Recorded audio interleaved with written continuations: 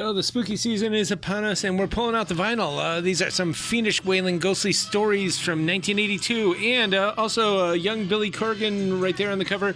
Lots of cool stuff. This really bizarre turtle serpentine creature, and definitely play this one in the dark. It's awesome. And we got the classic sounds to make you shiver. Everybody's on here: Dracula, Frankenstein's monster, Hunchback of Notre Dame, even the bloody pig-faced Wolfman guy bleeding at the mouth. It's really awesome, and we're going to put more of these out very soon. And Kai Coleman, who wrote Witchcraft, this is 1958. It's medium rare, I would say, but it's a really nice jazz piano copy. And some more Kai Coleman there. And Henri Timely, this just came out. Beautiful, beautiful, high-class, high-quality Japanese reissue. This was, of course, the most popular record in Japan in 1983. Cat's Eye was used for the show of the same name, and it is just beautiful stuff. And the Maestro Morricone, L'Avventuriero, this is brand new, and it is beautiful and amazing. The original motion picture soundtrack, and even if you've never seen the film, the music is gorgeous. Some of the operatic portions sound like Pietro Mascagni's Cavaliere Rusticana, which, of course, is one of the greatest operas of all time. And those 11 Minutes of Heaven, when it came out, what was it, like 1890, it just actually changed all of opera forever. Dale Sellers, really cool Christmas guitars. Actually, this is some kind of Christmas country on the good old Power Pack out of Nashville, Tennessee. This is country twangy tinged Christmas stuff, all good on the guitar. And we are definitely laying out lots of Christmas stuff with some Christmas promotions and even special sales. And we've got Ultravox, some new wave from the early 80s, got some of their stuff, and these are cool promo copies, loaned for promotion only. Vienna from 1980, and a lot of old Genesis stuff, some UK prog from the early 70s and early 80s, and of course Peter Gabriel. Lots of ex-Genesis in here, like Tony Banks. This is his 1979 soft rock album. He was the first keyboardist of Genesis, and Anthony Phillips, Genesis guitarist. Here's his solo record from 77. It's definitely art rock. And Lindisfarne, Sleepless Nights. The only Genesis about this is the back cover.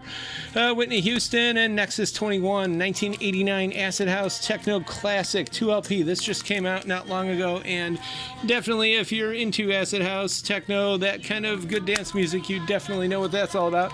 Alan Munson, One Man's Journey. This is a comp of his music from 72 to 79. It's definitely mellow, atmospheric California. I call it sun psych. Kind of Nick Drakey, or as they say, it's sedated, psychedelic California funk, or folk, I'm sorry. But it definitely is that kind of hippie era California sunshine funk, or folk, I keep saying. Afterglow, interesting Oregon garage psych band. They were called like the Mellotrons or something, or the Medallions. I call it Pizza Parlor Psychedelia because that's where they played at a local pizza parlor, which is an odd thing that a lot of these bands that only recorded 1 or 0 albums did back in the day. And Bobby V, teen idol of the 50s, here it is, pushing into the 70s almost, and he's trying to be futuristic and kind of interesting because it's like a decade after the height of his popularity. Polkas by Georgie Cook, Cleveland Slovenian polka, and he was actually known as America's Banjo King. And Norm Knuth, there on the organ, and we got a lot of his records. He did a lot of Cleveland dance stuff back in the day, big ballroom dancing. And Paul Desmond, this is some cool jazz from the early 60s on RCA. And, of course, William S. Burroughs and Brian Geisen. Of course, cut-ups and all this other stuff. If you know what they're doing on this cover, you definitely need to get in here. And remember, we are the only record store in the world with a real, active, and working dream machine.